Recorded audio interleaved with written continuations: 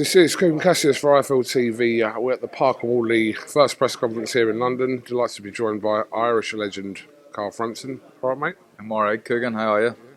How's the Carl Frampton Appreciation Day going? It's finished, isn't it? We won past it. So when's the next one? 12th of July, 2026. Okay. Only in New Rochelle, New York, but I think you should expand it. I think so too. Yeah. We should bring it everywhere, but no one's listening. Definitely in Belfast you should bring it. Oh, but there's something else happens on the 12th of July in Belfast, so we can't do it then.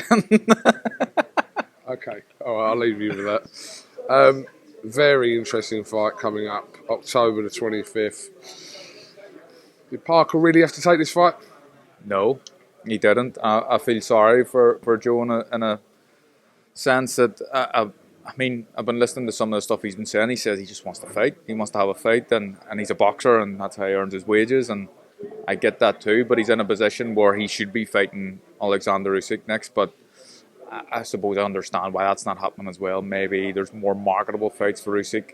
Not for a second say Usyk's avoiding him or anything, but I just think that Joe, in a fair world, should have got the shot. I mean, effectively, Parker could just wait and sit it out and then be in line to fight either for a vacant title or against Usyk. But obviously, he had that situation with Dubois and then Bacoli, which he probably wouldn't count as a kind of real fight. Yeah. It was, but you know what I mean. But him to sit it out, he could be waiting months. Yeah, of course, and he could have done that though. But then, I mean, he's been out of the ring a long time already. I can't remember the last how long ago it was when he fought.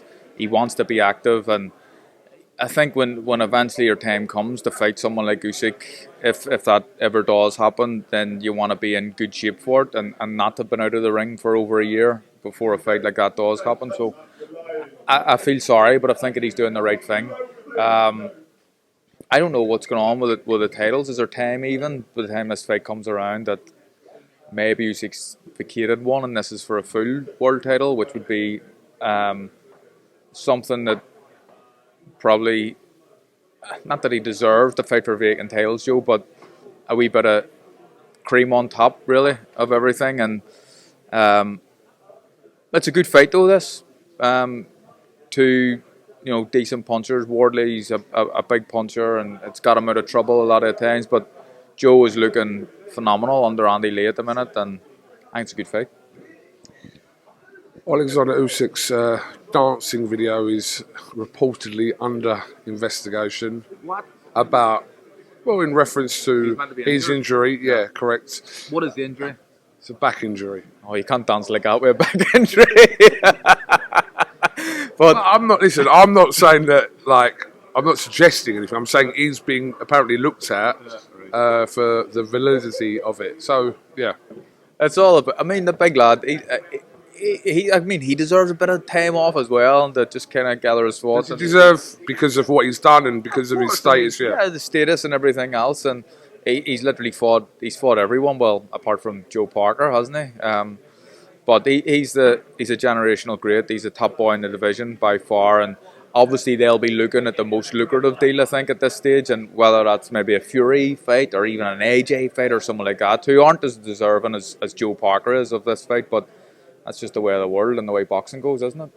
Is there an argument, though, that rules and mandatories are put there for a reason? It doesn't matter who you are, that they should be kind of taken seriously and, Absolutely. Executed. That's one of the issues with the governing bodies. They don't enforce their rules, and they have rules, and depending on who the fighter is. The IBF do. The IBF do, and they're probably the most fair one in terms of enforcing mandatories.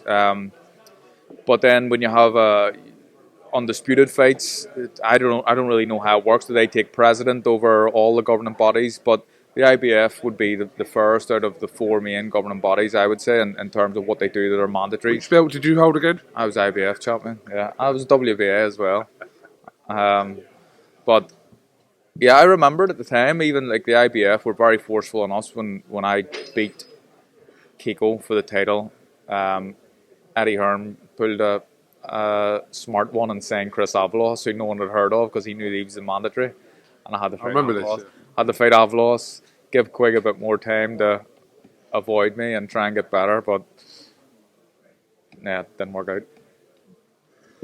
Still got swipes at Scott Quigg. No, I'm only joking. I'll see Scott Quigg next week anyway, but I'll play this and said you slagged him off. Carl, just a couple of things before we let you go. Obviously, there's a couple of huge fights this week. Obviously in Belfast, Crocker Donovan, and then obviously in Las Vegas for Canelo and Crawford. Just your thoughts on both them fights? I mean, the Crocker Donovan fight, it's a big fight. It's in my city. It's at Windsor Park. Apparently, the tickets have done really, really well. I remember a bit of concern. Are you there? I'm working. Yeah. I can't wait. I'm really looking forward to it. But a concern was it feasible to do it at Windsor? Or are they going to sell enough tickets? But I think they've smashed what the kind of bottom line was already, and there's still a little bit of time to shift a few more tickets. So there'll be a big crowd in there. It'll be atmospheric. It's a good bill, and it's the first time, which I didn't know until this fight was made, that two Irishmen have fought each other for a world title. Never knew that. Yeah, it's a good start. Was the last big fight at Windsor Park you against Luke Jackson? That's the only fight. The only fight that's ever been. Yeah, no, that's the next. This is the next one. This is a bigger fight than mine against Luke Jackson. Mine was an interim world title, which is just a way for a governing body to make a few quid. It's nothing really. But these guys are fighting for a legitimate world title in a marquee division, and it's a huge occasion. For a huge night for the city, I think.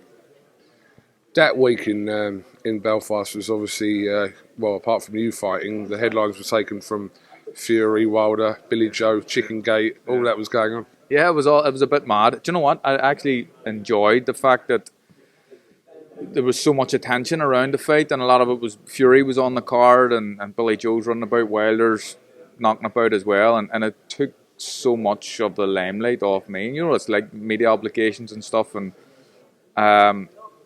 it was the most relaxed I've been in a fight week for quite a while, because the boys stole most of it, so I was happy enough with it. Last one. What were your thoughts on the recent Boxing News most influential list? A lot was made of Anthony Joshua being placed at 49th. I mean, I'd put you in there, to be fair. No, you wouldn't. I would. I'd put you in there.